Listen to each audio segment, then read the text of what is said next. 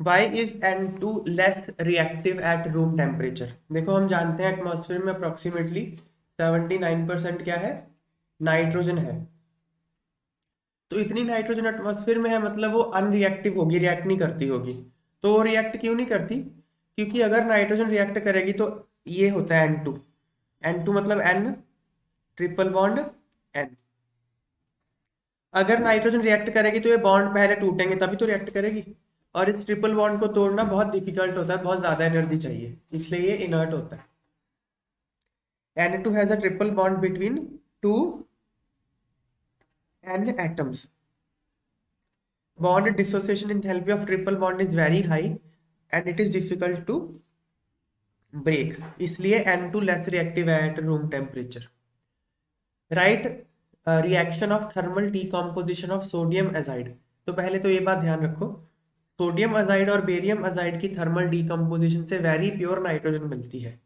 Okay, ये याद कर लेना। बेरियम अजाइड और सोडियम अजाइड, अजाइड ये इसको N3 माइनस, ये अजाइड आयन होता है, azide ion. So this is sodium azide and this is barium azide. Barium azide और सोडियम अजाइड की जब आप हीट करते हो ना तो वेरी प्योर नाइट्रोजन मिलती है। ओके, तो ये दोनों का हीटिंग इफेक्ट है। बेरियम मिलेगा, बेरियम अजाइड को हीट करके बेरियम और N2, सोडियम अजाइड को हीट करके सोडियम और N2, वेरी प्योर नाइट्रोजन। फिर है how is nitrogen prepared in laboratory, right chemical equations involve. तो लेबोरेटरी में नाइट्रोजन कैसे बनाते हैं? By treating aqueous solution of ammonium chloride with sodium nitrite.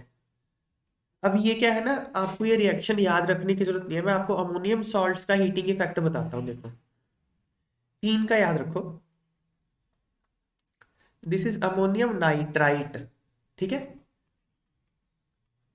Ammonium nitrite. जब आप इसको हीट करते हो ना, देखो इसमें है क्या, इसमें ये अमोनियम आयन है, NH4 प्लस है कि नहीं, NH4 प्लस है और NO2 माइनस है। NH4 प्लस में नाइट्रोजन -3 ऑक्सीडेशन स्टेट में होता है, अमोनियम है ना, अमोनिया है। और NO2 में ये +3 में है कि नहीं। तो ये क्या करता है, ये एक कॉम प्रोपोर्शनेशन रिएक्शन हो रही है, दोनों N2 बना देते हैं। NO2 ऑक्सीडाइजेज अमोनियम, इसको ऑक्सीडाइज कर देगा ये। अगर इसकी ऑक्सीडेशन होगी तो इसकी ऑक्सीडेशन नंबर बढ़ जाएगी ना, it is oxidise to N2। This ammonium is oxidise to N2 by nitrite, और नाइट्राइट की खुद की रिडक्शन हो जाएगी फिर, तो ये खुद रिड्यूस होके भी N2 बन जाता है। +3 से 0 हो गया, रिडक्शन हो गया ना, ये -3 से N2, ये भी 0, ये ऑक्सीडेशन हो गया, दोनों ही N2 बन जाते हैं। समझ में आ गई बात है, N2 बन जाएगा और वाटर। तो सिंपल है, तो ऐसे भी रख सकते हो, 2 N2 और ये 2 वाटर ही है। समझ में आ गई बात है। तो जब आप अमोनियम नाइट्राइट को हीट करते हो तो क्या बनता है, N2 और वाटर। फिर देखो, जब आप अमोनियम डाइक्रोमेट को हीट करते हो, NH4 twice Cr2O7, ammonium dichromate. Now again, यहाँ पे अमोनियम की कौन सी, अमोनिया है तो -3 ऑक्सीडेशन स्टेट में है, this is dichromate ion Cr2O7 2 माइनस, डाइक्रोमेट आयन है, इसमें क्रोमियम +6 ऑक्सीडेशन स्टेट में होता है, this is oxidising agent. Again ये डाइक्रोमेट आयन एक ऑक्सीडाइजिंग एजेंट है। क्रोमियम की 2 ऑक्सीडेशन स्टेट स्टेबल होती है, +6 और +3। तो it has a tendency to go from +6 to +3, मतलब it has a tendency to get reduced, so it is an oxidising agent. तो ये ऑक्सीडाइज करेगा अमोनियम को N2 में, और खुद किस में रिड्यूस हो जाएगा, +3 में। +3 मतलब Cr2O3, इसमें ये +3 में है। समझ में आ गई बात। और 4 वाटर मॉलिक्यूल है, ये तो वाटर ही है। तो अमोनियम डाइक्रोमेट का हीटिंग इफेक्ट आपको पता होना चाहिए, इसका भी हीटिंग इफेक्ट, ठीक है ना। फिर क्या है, ये दोनों ना method of preparation of N2 होते हैं।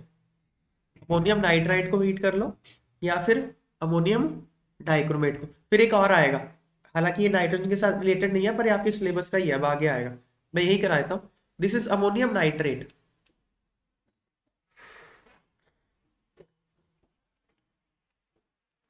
Ammonium nitrate. अब देखो जब आप अमोनियम नाइट्रेट, अब ये -3 ऑक्सीडेशन स्टेट में है, ये +5 में है, नाइट्रेट में वो +5 में होता है। अब अगेन वही बात होगी, नाइट्रेट आयन अमोनियम को ऑक्सीडाइज करेगा, लेकिन इस बार वो ऑक्सीडाइज पता है किसमें कर देगा, N2O में, +1 में ऑक्सीडाइज कर देगा। ऊपर तो 0 में कर रहा था ना, ये दोनों में 0 में, अब इसको +1 में ऑक्सीडाइज कर देगा और खुद भी रिड्यूस होकर N2O बनेगा, +2 वाटर।